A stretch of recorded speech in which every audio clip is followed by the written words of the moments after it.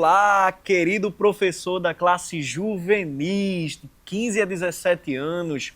Que alegria iniciar mais um trimestre para a honra e glória do nome do nosso Deus.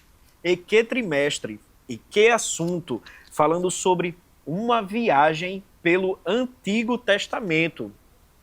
Na primeira aula, é importante que você utilize um tempo para explicar para os alunos o propósito da lição como um todo, tirar um tempinho para fazer um comentário breve sobre cada lição, cada domingo, os assuntos que serão abordados. Não precisa tomar muito tempo para que não retire o tempo da aula, que assim se sucederá. Mas é importante ter esse momento introdutório para que o teu aluno ele possa se situar no novo assunto que assim será abordado. Na primeira aula, a gente vai falar um pouco sobre a organização dos livros do Antigo Testamento. No ponto 1, vai ser abordado um pouco sobre a Bíblia. Então, é uma ótima oportunidade para você explicar para o seu aluno a importância da Bíblia Sagrada e que ele não carrega esse livro à toa. A lição está sumariada no texto que está em 2 Timóteo 3, 16 e 17. E não foi à toa que escolheram esse versículo, que diz assim: toda a escritura divinamente inspirada é proveitosa para ensinar, para redarguir, para corrigir, para instruir em justiça, para que todo homem de Deus seja perfeito e perfeitamente instruído para toda boa obra. Perceba que logo no início desse versículo ele diz que toda a escritura divinamente inspirada é proveitosa. E assim ele vai dizendo para ensinar, para exortar. Ou seja, destaque para o teu aluno a importância do Antigo Testamento, que ele não é menos importante que o Novo, até porque o tema central da Bíblia Sagrada é Jesus Cristo. Tudo o que aconteceu depois de Cristo, depois dos Evangelhos, é consequência de Jesus. Mas tudo o que aconteceu antes de Cristo apontava para Jesus. Então, Jesus é a causa do Evangelho e o Antigo Testamento também é palavra de Deus. Faz parte da profecia divina e serve hoje também para o nosso proveito, para o nosso ensino, porém precisa ser devidamente interpretado. E você, professor, tem a missão de interpretar corretamente os textos do Antigo Testamento para assim ensinar corretamente a verdadeira aplicação para o teu aluno. No ponto 1, quando ele fala sobre a Bíblia, ele explica um pouco como a Bíblia, com 66 livros, 39 capítulos no Antigo, 27 no Novo, como ele foi preservado. Até porque a Bíblia Sagrada ela levou 1.600 anos para ser escrito. Foi escrito em 3 continentes diferentes: África, Ásia, Europa. Em 3 continentes diferentes, em 3 línguas diferentes, por aproximadamente 40 escritores, somente um autor, que é o Espírito Santo, que é o nosso próprio Deus. E a Bíblia Sagrada, segundo um escritor chamado Paul Wolfe, você pode estar utilizando essa frase em sala de aula para dizer ao teu aluno a importância da Bíblia, ele diz que uma das maiores provas do amor de Deus foi o fato de ele ter se revelado através da sua palavra. Então, a Bíblia, que é a palavra grega Biblion, é justamente essa revelação de Deus para o homem e foi preservada por Deus durante todo esse tempo. Explique para o seu aluno que apesar de todo esse tempo, 1.400 anos, entre o primeiro escritor e o último, entre Moisés e João, a Bíblia Sagrada parece um compêndio só, sendo escrito por uma pessoa só. Por mais que tenha passado por 40 mãos diferentes, quando a gente pega o primeiro escritor com o último escritor, que nunca se conheceram, parece que eles estavam falando do mesmo assunto. Isso é o que difere a Bíblia Sagrada de todos os demais outros livros, entre aspas, sagrados. Então, o tempo de escrita, que já foi falado, Mas e o Antigo Testamento? O Antigo Testamento ele levou aproximadamente 1000 anos para ser escrito.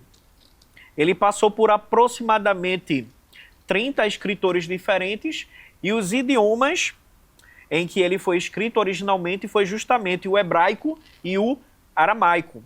Explique para o seu aluno que o hebraico é a língua original do Antigo Testamento com maiores textos. O aramaico, a gente tem poucos textos no Antigo Testamento, apenas alguns versículos de Daniel foram escritos em aramaico. Aramaico era a língua dos caldeus, quando os hebreus eles ficaram cativos ali na Babilônia por 70 anos. Então, o aramaico acabou sendo uma língua adquirida pelos hebreus naquele período, e em alguns versículos de Daniel a gente encontra sendo escrito em aramaico, em alguns trechos. Mas a grande maioria do Antigo Testamento ele foi escrito em hebraico. Quando a gente para falar sobre a ordem bíblica do Antigo Testamento, é importante que você explique para o seu aluno que ele não está em ordem cronológica. Às vezes a gente pode ler o Antigo Testamento e achar que os fatos ali agrupados estavam em ordem cronológica, porém, não é o caso. A Bíblia ela é agrupada de acordo com grupos literários.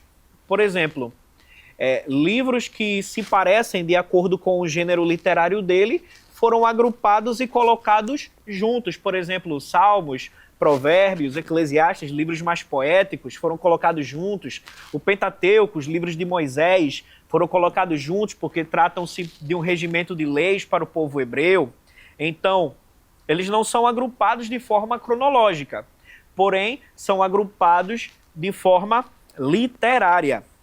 O primeiro livro, por exemplo, a ter sido escrito, conte essa curiosidade para o teu aluno, o primeiro livro da Bíblia a ter sido escrito possivelmente não foi Gênesis, mas possivelmente foi o livro de Jó. Então, diga para o seu aluno que a Bíblia ela não está em ordem cronológica. Porém, a gente pode entender a Bíblia de acordo com o que a gente estuda. Então, a gente encontra muitos textos também que estão paralelos entre si. Por exemplo, muitos relatos que estão no livro dos reis ou nos livros históricos, a gente encontra o mesmo relato em livros proféticos. Em Zacarias e Ageu, as mesmas passagens que a gente encontra, as mesmas histórias que a gente encontra em Esdras e Neemias, por se tratar do período pós-cativeiro.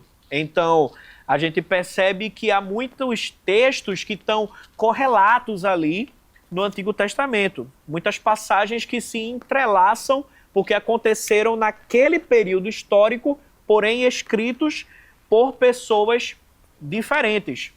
E vale lembrar que por ter sido escrito por pessoas diferentes, às vezes dois escritores eles tinham visões diferentes do mesmo fato.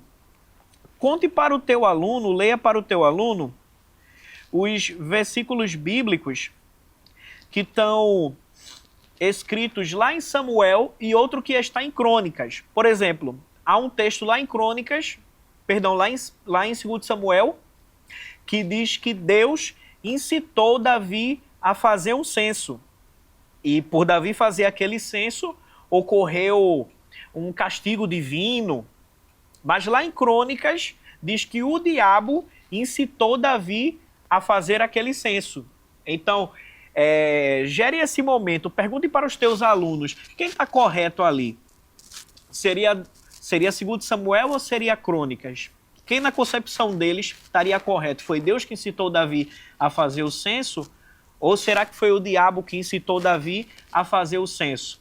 Não tome muito tempo da aula com isso e não perca o fio da meada. E explique para o seu aluno que quem incitou Davi a fazer o censo de fato foi o diabo. Em 2 Samuel, ali havia aquilo que a gente chama de revelação progressiva. Ou seja, em Samuel, o escritor de 2 Samuel provavelmente tinha uma visão teológica ali de que toda causa e efeito emanava do próprio Deus. Mas Crônicas, como foi escrito muito depois, e no pós-cativeiro, No pós-cativeiro, eles tiveram a visão e o entendimento teológico de que a relação entre causa e efeito poderia provir do inimigo. Então, eles entenderam que ali em 2 Samuel não foi Deus que incitou, mas foi o diabo. Então, a gente tem visões diferentes de escritores diferentes, mas que falam sobre o mesmo fato. Partindo ainda também para a ordem canônica, nesse caso é importante que você utilize algum recurso visual, possivelmente um quadro, mas se você não tiver um quadro com piloto, ou se você, na melhor das hipóteses, não tiver acesso a um data show com alguns slides, ou se você não tiver acesso a um quadro, sei lá, cartolina, mas é necessário que você use alguma forma e algum recurso visual para que você mostre ao seu aluno a ordem como está agrupado os livros do Antigo Testamento. Eis aqui como são divididos. Pentateuco, ou seja, o Pentateuco, ele é de Gênesis a Deuteronômio, os 5 livros da Bíblia. O segundo bloco são o que a gente chama de livros históricos, que vai de Josué até o livro de Esther. O outro bloco seria os livros poéticos, ou também chamados sapienciais, que vai do livro de Jó ao livro de Cantares de Salomão. O quinto bloco seriam os livros proféticos, que são divididos entre profetas maiores e profetas menores. Os maiores a gente entende que são de Isaías a Daniel e os profetas menores de Oséias a Malaquias.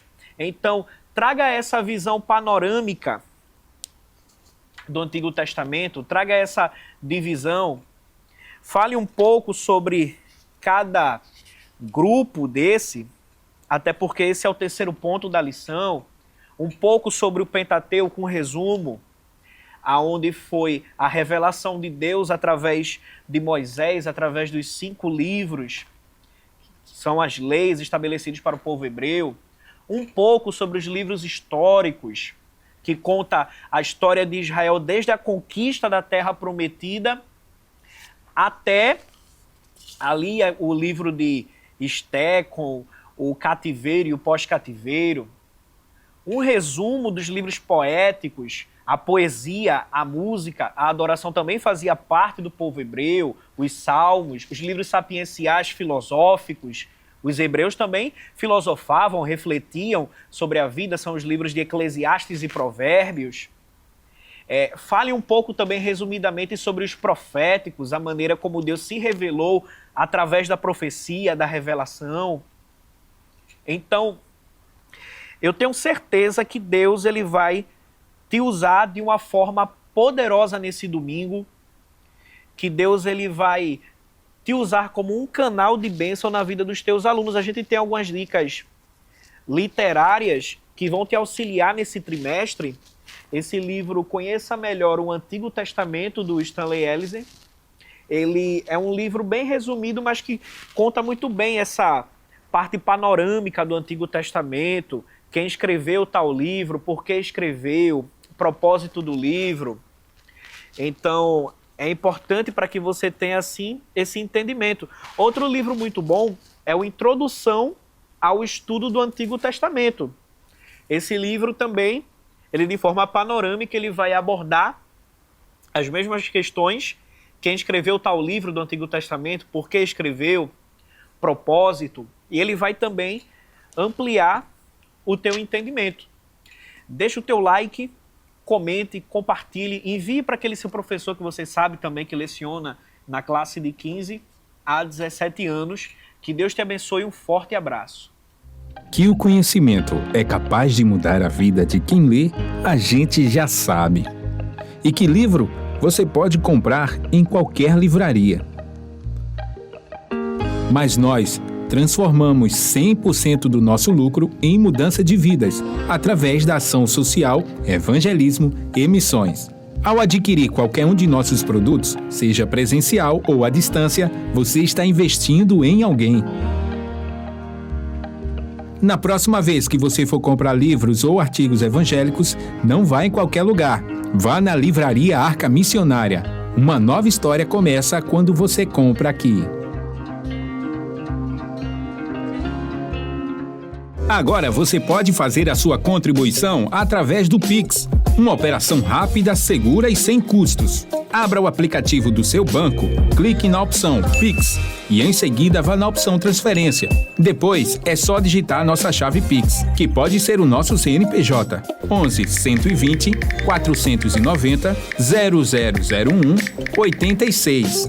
Nosso e-mail contribua@eadalp.org.br ou nosso celular 81 98883 2755. Verifique se a contribuição é para a Igreja Evangélica Assembleia de Deus em Abreu Lima, Pernambuco. Confirme a transferência e depois siga o procedimento do seu banco. Anote nossas chaves Pix para não esquecer. CNPJ 11 120 490 0001 86. E-mail contribua@iadalp.org.br. Celular 81 98883 2755. Você está contribuindo para o crescimento da obra de Deus.